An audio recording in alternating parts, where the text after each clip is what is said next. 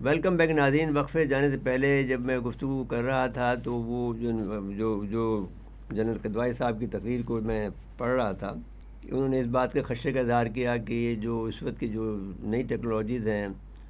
وہ موجودہ دور میں جو جہاں پر ایک جامد معاشرہ ہے، جہاں پر اس کا احساس نہیں ہے، وہاں پر کچھ تھوڑی بہت مشکلات ہیں، لیکن پھر بھی کچھ لوگ کام کر رہے ہیں، جیسے CASS جو ہے وہ کام کر رہا ہے۔ آگے کہتے ہیں کہ اگر یہ سچ ہے تو ہم اپنے ارد گرد کی صورتحال کو ایک معروضی داخلی جائزہ لینا چاہیں گے تاکہ یہ اندازہ لگایا جا سکے کہ ہمارے جامع قومی سلامتی کے ماحول میں کیا خرابی ہو سکتی ہے۔ یہاں میں روایتی اور غیر روایتی سلامتی کی بدلتی ہوئی حرکیات کے بارے میں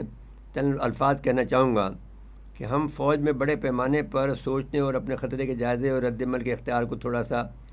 اوور کوٹ کے قسم کی تیار کرنے کے لیے تربیت یافتہ ہیں، یعنی ہم اس پر اوپر ایک جامہ پہنا دیتے ہیں اور اس کو یہ سمجھتے ہیں کہ بھئی ہم نے یہ ایک اسٹینڈرڈ فارمولہ بنا لیتے ہیں، اس کی ہمیں تربیت ملی ہوئی ہے۔ ہماری متفقہ تربیتی اکیڈمیوں میں ابتدائی دنوں میں سے لے کر اسٹاف وار کالجوں میں اعلیٰ کورسز تک ہر سروس میں ہر ایک بڑھتے ہوئے سطح پر فوجی طریقہ کار کا ایک سیدھا آگے کا سانچہ ہوتا ہے جو ہمارے ذہنوں کو مختلف خطروں کے منظر ناموں کے لیے ممکنہ فوجی رد عمل کے اختیار پر منطقی طور پر پہنچتی تربیت دیتا ہے۔ اس میں کچھ منظر ناموں کے سامنے آنے کا امکان، چاہے زمینی ہو، ہوائی ہو یا سمندری ہو، اس کے اعلیٰ تعلیمی منصوبے بنائے جاتے ہیں۔ مجموعی طور پر فوجی طریقہ کار کے سانچے کی پیروی ہماری قابل عمل رد عمل کے اختیارات اور منصوبوں کی طرف لے جاتی ہے، جو پھر کسی خاص آپریشن ماحول یا مفروضے سے ایسے سامنے آنے کے مطابق عمل میں لایا جا سکتا ہے جس میں تمام رنگوں کے مختلف حالات شامل ہیں۔ اب یہ سب کچھ ٹھیک ہے جب تک کہ خطرہ ہماری اپنی افواج کے بھرپور طاقت کے خلاف جسمانی طور پر کھڑے ہونے والے مخالف کی روایتی قوتوں کی وحشیانہ طاقت کے دائرے میں ہے۔ یہ اپنی قدیم ترین اور بدترین جنگ ہے جو قومی پالیسی کے اصول میں تشدد کو ہوا دینے کی روایتی شکل میں قومی سلامتی کے لیے خطرہ ہے۔ شمالی امریکہ سے یورپ تک، ایشیا سے بحر الکاہل تک عالمی فوجیں جانتی ہیں کہ اسے کیا کرنا ہے، عالمی فضائیہ جانتی ہے اسے کیا کرنا ہے، عالمی بحریہ جانتی ہے اسے کیا کرنا ہے۔ فوجی پیشہ وروں کے طور پر ہم کام میں ماضی کے ماسٹر ہیں، لیکن اب غور کریں کہ ہمارے زمانے کی ابھرتی ہوئی ٹیکنالوجیز ایک قسم کی آمد جو غیر روایتی رد عمل کے اختیارات یا یہاں تک کہ شروع کرنے کے لیے غیر روایتی اختیارات کے کینوس کو وسیع کرتی ہے۔ ایک غیر روایتی انداز میں آپریشن اس طرح کی صلاحیتوں کو اب قومی سلامتی کے منصوبے میں اس انداز میں شامل اور ضم کرتا ہو جو نیا اور اختراعی ہو۔ ضروری نہیں ہے کہ تشدد کو ترجیحی آپشن کے طور پر استعمال کیا جائے اور انکار میں کافی لچک کی اجازت دی جائے۔ آج کل مصنوعی ذہانت، cyber warfare, robotics, information warfare اور اس کی مختلف شکلوں سے اس طرح کے امکان کو فعال کیا جا رہا ہے۔ مثال کے طور پر یوکرین کی موجودہ جنگ میں کوئی روایتی اور غیر روایتی ذرائع کو لطیف امتزاج سے تلاش کر سکتا ہے۔ کچھ عرصہ پہلے آذربائیجان کی جنگ میں کسی نے غیر روایتی انداز میں ڈرون کے زبردست کردار کو اثرات کے بارے میں کیا سیکھا؟ ایک ایسے شخص کے طور پر جس نے ملازمت نے سیکھا ہے کہ قوم کی سلامتی کے مقاصد کو پورا کرنے کے لیے پاکستانی خاطر خواہ جوہری انوینٹری کو کس طرح تیار کرنا، آپریشن کرنا، اس کا انتظام کرنا ہے۔ ایک بہت بنیادی مثال کے طور پر جو جنوبی ایشیا میں کردار ادا کیا ہے، جوہری ہتھیار جو ہر وقت معیار کے مطابق بہتر ہوتے رہتے ہیں، اس کے باوجود ایک ایسی ٹیکنالوجی پر مبنی ہے جو بہت عرصے پہلے ابھری تھی اور شاید سختی سے کہا جائے تو ابھرتی ہوئی ٹیکنالوجی کی اصطلاح کی موجودہ تعریفوں میں اپنی جگہ نہیں بدل سکتی۔ بہرحال یہ اپنے وقت کی ایک ٹیکنالوجی ہے اور پاکستان اور بھارت دونوں کی طرف سے آپریشن جوہری ہتھیاروں کے محض ایک سہ رخی کے قبضے نے بظاہر جنوبی ایشیا میں بڑی جنگوں کو غیر قانونی قرار دیا ہے۔ اسٹریٹجک ڈیٹرنس اپنی جگہ پر ہے، یہ بظاہر کام کرتا ہے۔ اس نے کئی صورتوں میں دونوں طرف سے خون کے بہنے کی تیز رفتار کو کنٹرول کیا ہے۔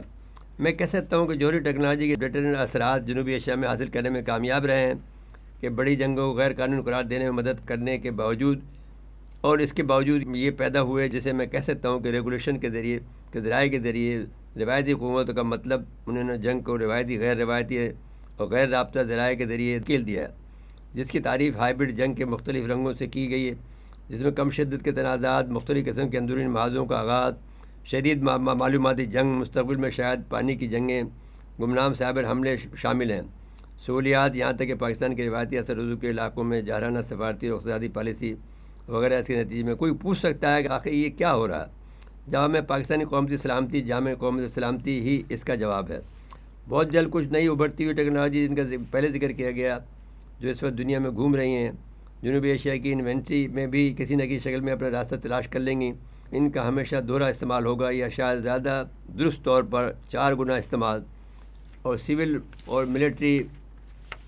مثبت اور جنگی استعمال۔ اس طرح سے کسی کو توقع رکھنا چاہیے کہ یہ ٹیکنالوجی کی قومی تعمیر کے غیر روایتی شعبوں میں جامع قومی سلامتی فراہم کرنے اور ان کو تقویت دینے میں بڑی تعداد میں تجارتی اور اقتصادیات میں سول اپلیکیشن کی وسیع اقسام کے ذریعے اقتصادی ترقی کو بڑھانے میں مثبت کردار ادا کریں گی۔ فائنانس اور بینکنگ، اسٹاک مارکیٹ، تعمیراتی صنعت، توانائی کے زرعی شعبے میں، انفارمیشن ٹیکنالوجی میں، صحت و تعلیم کے شعبوں میں بہتری اور اصلاحات و مواصلات کو بڑھانے اور کارگو کو انسانی سفر بلکہ دونوں کے لیے تیز رفتار نقل و حمل کے امکان فراہم کرتا ہے۔ لیکن پھر ابھرتی ہوئی ٹیکنالوجی ہمیشہ روایتی اور غیر روایتی اسٹریٹجک قوتوں کو فوجی صلاحیتوں کو بڑھانے کی صلاحیت بھی لے کر جائیں گی۔ اس کے بعد کیا ہوگا کہ فوجی اور اسٹریٹجک فیصلہ سازوں کی دہلیز پر تعیناتی زیادہ جدید اور غیر ملکی ذرائع کی حمایت میں نتائج کو حاصل کرنے اور متاثر کرنے کی صلاحیت کا اظہار ہوگا، اور ملکی خارجہ پالیسی کے اہداف و مقاصد کے حصول کے لیے وہ بھی شاید ایک مکمل طور پر غیر متشدد اور خفیہ ذرائع کے ذریعے جس میں معیار کے طور پر قابل فہم تردید ہے۔ اس لیے مذکورہ بالا کے بعد یہاں عجلت کا احساس، احتیاط، نصیحت، قبل از وقت وارننگ، جیسے آپ چاہیں، پاکستان کے فیصلہ سازوں کو سول، پبلک اور پرائیویٹ سیکٹر اور ملٹری سیکٹر کا مستقبل یہی ہے۔ چین سمیت ترقی یافتہ ممالک میں ابھرتی ہوئی نئی ٹیکنالوجی یہاں ہیں اور یہاں رہنے کے لیے ہیں۔ یہ تھوڑے وقت کی بات ہے، زیادہ دور کی بات نہیں ہے۔ یہ اپلیکیشن یقینی طور پر جنوبی ایشیا میں بھی معاشی فائدے کے لیے سول، پبلک اور پرائیویٹ سیکٹر میں ہمارے پڑوسی کے روایتی اور متعلقہ ملٹری سیکٹر میں شامل کیے جائیں گے۔ لہٰذا اب وقت آ گیا ہے کہ پاکستان اپنے کام کو اکٹھا کرے۔ سب سے پہلے تکنیکی سطح پر، اپلیکیشن کی سطح اور آپریشن سطح پر ان ٹیکنالوجیز کے بارے میں ہمارے سیکھنے اور سمجھ بوجھ کو بڑھانے کے لیے کام کرنا ہوگا۔ اہم پبلک اور پرائیویٹ سیکٹر اور ملٹری سیکٹر دونوں میں ہماری قومی زندگی کے مختلف شعبوں میں ان کی شمولیت اطلاع کے لیے جامع قومی منصوبے تربیت دینے میں تیزی سے آگے بڑھ رہے ہیں۔ میرے ذہن میں شاید وہی ہوگا جسے منتظر نے پوری قوم کے نقطہ نظر کو کا نام دیا۔ اگر پاکستان ابھی وقت ضائع بغیر اس نازک علاقے میں غوطہ نہ لگاتا ہے تو مستقبل میں اس وقت جدوجہد کرے گا جب اس وقت ٹیکنالوجی کی خرابیوں کے منفی اثرات کا پتہ چل جائے گا اور ہم اسے پکڑنے کی کوشش کریں گے، تب تک بہت دیر ہو سکتی ہے۔ مخالف کے ساتھ ٹیکنالوجی کا فرق مقامی مرمت یا رفتار سے آگے بڑھ گیا ہوگا۔ اور یاد رکھیں، انکار پابندیوں کے ساتھ زندگی گزارنے کے ہمارے بھرپور اور تاریخی تجربات کے حامل پاکستان کے لیے یہ امکان کے دائرے سے باہر نہیں ہے کہ ان ٹیکنالوجی کے دروازے اور کھڑکیاں خشک ہونا شروع ہو جائیں گی۔ وقت کے ساتھ ساتھ ہم مسلح افواج اور ایس پی ڈی میں اس طرح کے انکار یا پابندیوں کے نتائج سے کافی واقف ہیں۔ اس لیے اب ہم اپنا تجربہ بیان کر رہے ہیں کہ جب بھی کبھی ہم نے یہ ان کو رد کیا ہے کہ جو بھی مواقع ہمیں آئے ہیں اس کو ہم نے نہیں اٹھایا تو پھر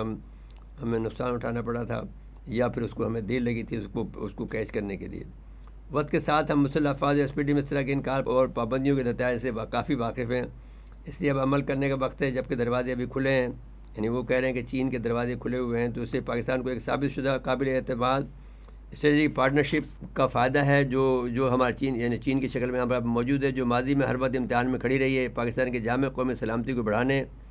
اور محفوظ بنانے کے مفاد میں اسے فوری طور پر استعمال کرنے کی ضرورت ہے، جس میں سول، پبلک اور پرائیویٹ سیکٹر کے ساتھ ساتھ ملٹری سیکٹر کو بھی شامل کرنا چاہیے۔ ایسا کرنے میں ناکامی ذمہ داری سے غفلت کی مترادف ہوگی۔ آج تک اور مستقبل قریب میں میرے کے لیے میری بہترین معلومات کے مطابق نئی اور ابھرتی ٹیکنالوجی کی ترقی اور شمولیت خاص طور پر کسی خاص بین الاقوامی معاہدوں یا کنونشن کے ذریعے اہتمام نہیں ہے۔ درحقیقت تجارت، ذمہ داری اور برآمدی کنٹرول کے بارے میں واضح الجھن کی کافی کمی دکھائی دیتی ہے۔ اس کے باوجود تاریخ اس بات کی نشاندہی کرتی ہے کہ کسی وقت جب کسی کوئی خاص ٹیکنالوجی، مثلاً جوہری اور میزائل ٹیکنالوجی، کیمیابی، حیاتیاتی ٹیکنالوجی، حتیٰ کہ کسی خوفناک روایتی ہتھیاروں کی ٹیکنالوجی بھی حد سے زیادہ پھیلاؤ یا اخلاقی رکاوٹوں یا کچھ جدید ترین حدود کو عبور کرنا شروع کر دیتی ہے، ممالک اپنے تکنیکی فوائد کو بند کرنے پر غور کرتے ہیں۔ ممالک گفت و شنید کے لیے اکٹھے ہوتے ہیں اور کچھ کم سے کم کرنے اور نہ کرنے پر اتفاق کرتے ہیں، بہت کچھ دیتے ہیں، آخر میں معاہدے میں، کنونشن میں ترجمانی کرتے ہیں۔ تاریخ یہ بھی بتاتی ہے کہ اس طرح کے اقدامات اور گفت و شنید میں اشروں کے لحاظ سے کافی وقت لگ سکتا ہے، جس میں سفارتکاروں اور ٹیکنوکریٹس کے متن پر کام کرتے ہوئے فائدہ اٹھاتے ہیں۔ ابھی تک اگرچہ بہت زیادہ چہچہاٹ ہو رہی ہے، میں اس سمت میں کسی بین الاقوامی یا علاقائی اقدام سے واقف نہیں ہوں، شاید مخصوص مستقبل میں کسی وقت ایسا ہو۔ لہٰذا ایک بار پھر جیسا کہ اپنی بات کو ختم کرنا چاہتا ہوں کہ پاکستان کی فوجی قیادت پر زور دوں گا کہ وہ اس سفارتی خلا سے زیادہ فائدہ اٹھائیں، یعنی جو اس وقت سفارت کے طور پر چین ہماری مدد کر رہا ہے۔ جس طرح سے کہ ہمیں اس نے نیوکلیر پاور پلانٹ دیے ہیں، اسی طرح سے وہ ہمیں دوسری ٹیکنالوجی بھی دے سکتا ہے۔ تو اب ان کو قومی ٹیکنالوجی کے منصوبے سے واقفیت ترقی شامل کرنے اور ابھرتی ہوئی ٹیکنالوجیز کو سول اور ملٹری اپلیکیشن سے متعلقہ شعبوں میں بنانے پر توجہ دیں۔ جامع قومی پالیسی کے مقاصد واضح طور پر متعین لیڈ ایجنسی مینڈیٹ مقاصد اور ان کے اختیار میں معقول وسائل کے ساتھ ایک مناسب توجہ مرکوز کرنے والی قومی ٹاسک فورس ایک اچھا آغاز ہو سکتا ہے۔ سیمینار کے انعقاد اور اس موضوع پر قومی توجہ پر مرکوز کرنے پر CASS کی بصیرت مند قیادت کو مبارکباد پیش کرتا ہوں۔ مجھے بہت خوشی ہوتی ہے، چند مہینے میں ایک بار نہیں بلکہ 2 بار یہ کام ہوا ہے۔ میری امید یہ ہوگی کہ اس اہم سمت میں پہل کرنے اور رہنمائی کرنے کے لیے CS کو پاکستان کے منصوبہ سازوں اور باخبر سائنسی اور اسٹریٹجی کمیونٹی اور اس وقت تک تعاقب جاری رکھیں جب تک ہدف حاصل کرنے کے لیے اس سے حاصل نہ کر لیا جائے، اس سے پہلے کہ پیسے کی کمی کا محسوس ہو یا ایک رفتار کم نہ ہو جائے۔ آپ کو کوشش کو ثمرات پاکستان کے مفاد کے حصول میں وسیع پیمانے میں پھیل جانے چاہیے۔ میں آپ کا شکریہ ادا کرتا ہوں۔ یہ ہے خالد احمد قزوائی صاحب، جو کہ اسٹریٹجی پلان ڈویژن کے ڈائریکٹر جنرل رہے ہیں، اور وہ اب ایڈوائزر ہیں نیشنل سیکورٹی کمانڈ کے۔ انہوں نے یہ خطاب کیا ہے، ان کا ہر خطاب میں کوئی نہ کوئی نئی بات ہوتی ہے اور ہم اس سے بہت متاثر ہوتے ہیں، اس لیے ہم آپ کی خدمت میں یہ چیزیں جو ہے پیش کرتے ہیں تاکہ ہمارے جو عوام ہیں اردو کے، جو کیونکہ عام طور پر پاکستان کی لنگوا فرنکا ہے، وہ تمام لوگوں تک پہنچتی ہے، اور اس کے علاوہ ہم یہ کوشش کریں گے کہ یہ جو ہے آپ تک یہ پشتو میں بھی پہنچائی جائے اور سندھی میں بھی اور بلوچی میں بھی۔ ناظرین کرام، اس کے بعد اجازت لیتے ہیں۔ اللہ حافظ۔